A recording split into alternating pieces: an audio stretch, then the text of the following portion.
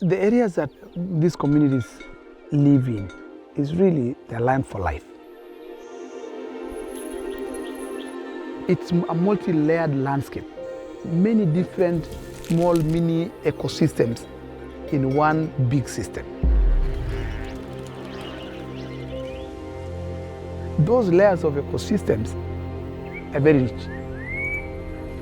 In fact, this is one of the areas that has the highest densities of big mammals in Africa, right where we're sitting. It's land that supports life in many different aspects. For the land to be able to provide life, it has to be healthy.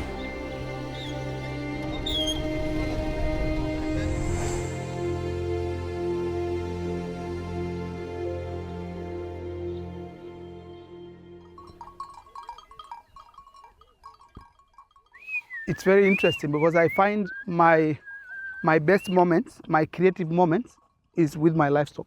So if I'm in the office in Nairobi and I'm so stressed up, I'll say I want to walk and go to the cows and just walk. Like any other kid in this landscape, you wake up in the morning, you follow the cows to the grazing fields, you come back in the evening. That is how I grew up in this environment. The Maasai communities that I come from really have appreciated the use of space, and I've understood that nature was there before them, so they're part of it. And what they have to do is to take care of that environment. Then in turn, it takes care of you. When you take away the relationship of nature from people, then the notion of human-wildlife conflict, the notion of conflict of people and natural resources starts to come in.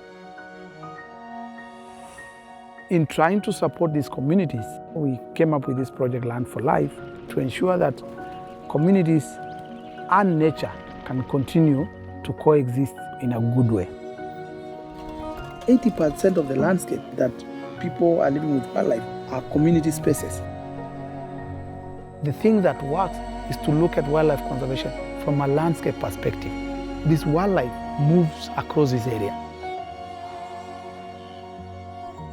The project tries to support different forms of enabling communities to make a livelihood, creating a balance amongst communities so that different groups are able to contribute equally in a changing world. What I hope from my community is we'll be getting more ladies becoming rangers.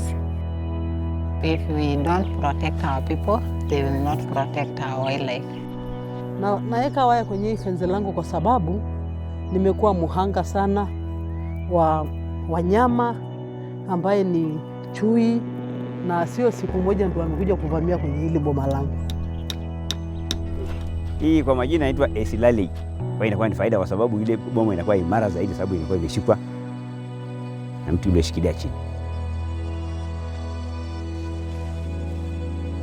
Kuna wanyama wamepita sasa hivi hapa. Wanyama gani? Chui.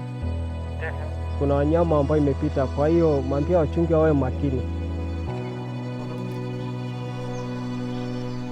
It helps a lot when a ranger comes from the community that they work for. The grazing areas we have improved, coming back into their original situation. Being pastoralists, people with cows, we need a forest. We believe we get the rains because of this forest.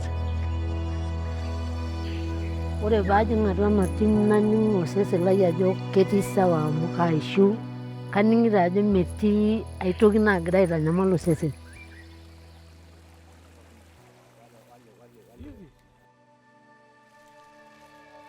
The Land for Life project has been so crucial in this landscape. It has come on the right time when the people are in need, but also the wildlife is in need to protect these vital habitats. I think we've come a long way in our thinking and shaping of conservation in Africa. We have to continue in making sure that we all focus in giving communities a chance to be the drivers of conservation in these areas, because the land belongs to them, and we'll have a sustained conservation movement. Nature has a very interesting way of actually coming back to what it was. Just give it space and time.